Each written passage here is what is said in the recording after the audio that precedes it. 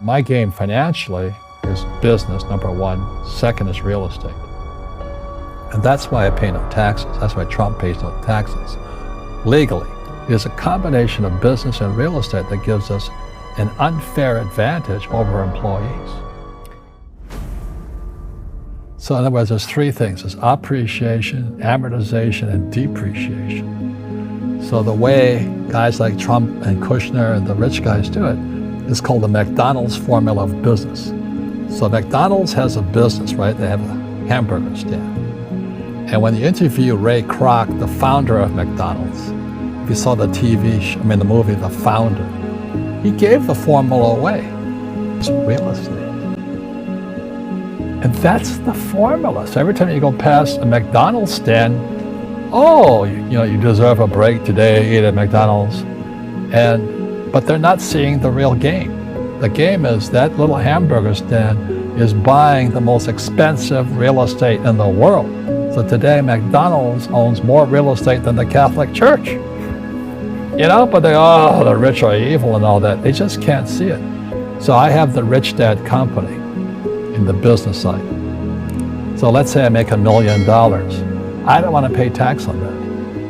So I take that $1 million, instead of spending it on something stupid, I buy a piece of real estate. So let's say for $5 million. So I go from $1 million to $5 million. Then I appreciate, depreciate, and amortize that $5 million, and it offsets my $1 million in tax. Your biggest expense is number one, your taxes.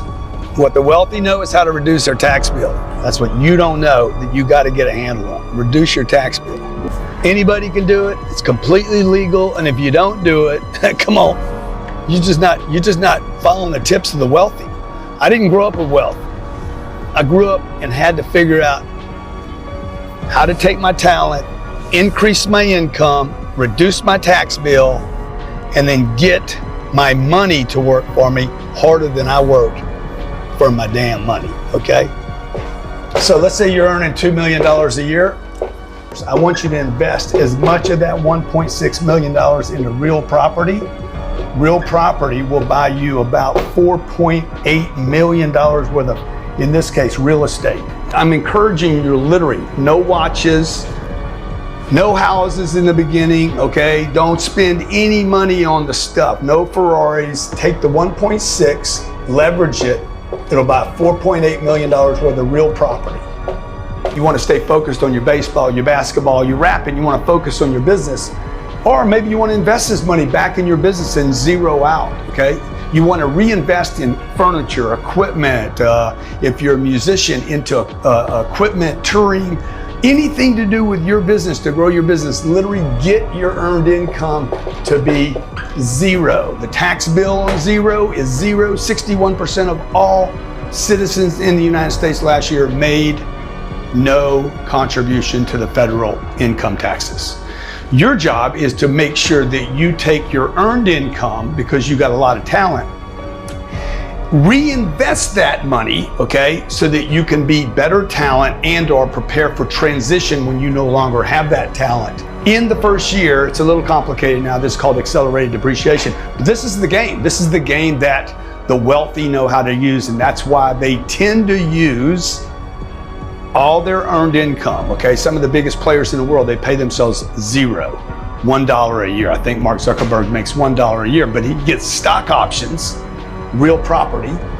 If you don't figure out how to reduce your tax bill to zero, reinvesting in real assets to provide you and your family with income, reducing your tax bill to zero when you can and how you can, and by doing it legitimately and legal, by buying equipment. This is what all the big companies do. So in the world of taxes, unfortunately, the people that pay the highest taxes are employees and self-employed people, because they don't have many deductions. They don't have many deductions that they can take to offset their income against the taxes. So the people that benefit are business owners and investors who pay a lot less in taxes. And the reason they pay a lot less in taxes is because, as our friend Tom Wheelwright, our tax advisor and Rich Dad advisor on taxes, he says that the taxes are just an incentive system. They're an incentive. So the government will give you tax incentives if you're doing things that the government cannot do. So when we buy apartment houses, we're providing housing. Government can't provide housing, not a lot of it.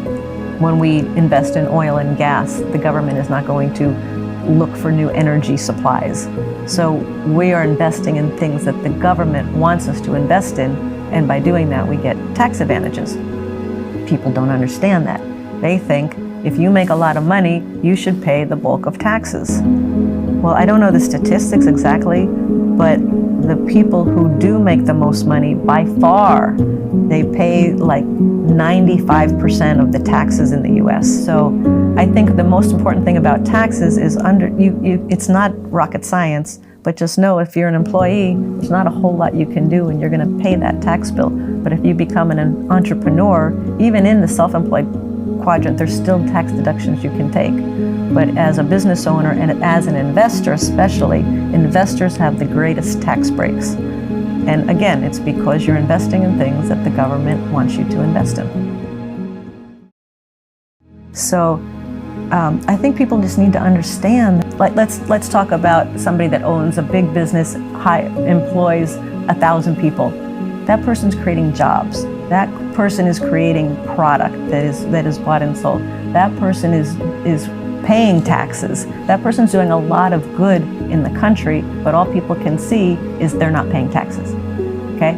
So there's got to be this shift. There's right now a capitalist is a 4-letter word. And I do agree there's a lot of greed.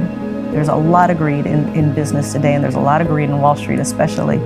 But I would love to see a shift. And it's starting. I'm seeing a few people talking about it, from just capitalism to conscious capitalism, social capitalism, where it's not about the money so much as it's about doing good. And a lot of companies, we were on listening to the co-founder of Whole Foods, and he was talking about conscious capitalism. And he says, people blame capitalism for all the social ills of the world, because that's not fair. We didn't create all this social ill. We're trying to do good work. We're trying to put people to work. We're hiring them. We're giving them jobs. We're creating product that's used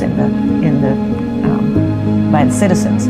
So I think it's almost like people are being brainwashed into business is bad, business people are bad, capitalism is bad, Wall Street is bad, and Wall Street in a lot of ways is bad. Investing is bad. Landlords are bad.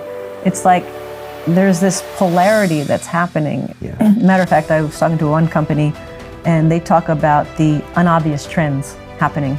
And the number one was unobvious trend was manipulated outrage. And it's the media, it's social media. They just as you say, these horrific headlines that get you all riled up on the internet. They'll go, if you get all riled up, if you like this article, we got 10 more that are worse than that. So they are creating this polarity, and they're creating people to get very upset and angry about business, about money.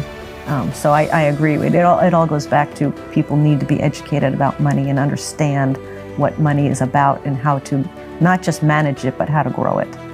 They need to question what they're reading. That's one thing. When I was 9 years old, my mom said, Kim, if you don't want to spend your life in a kitchen, don't learn how to cook. And she said, this is before computers, and if you don't want to be a secretary, don't learn how to type. And she was really saying, don't go with this status quo of what a woman should do. Start to question everything. Question everything. And that's what I would say, just what you're saying. As you're reading these headlines, question. Number one, what's the source of that? What's the source of this article? And what's really the truth about this article? And people today, I heard their attention span is like less than 8 seconds for the average person. So people don't take the time to really understand what's going on. And I think the only way, it is all about education. It's about financial education. It's why you do what you do. It's why we do what we do. And with just a little education, it can go a long way.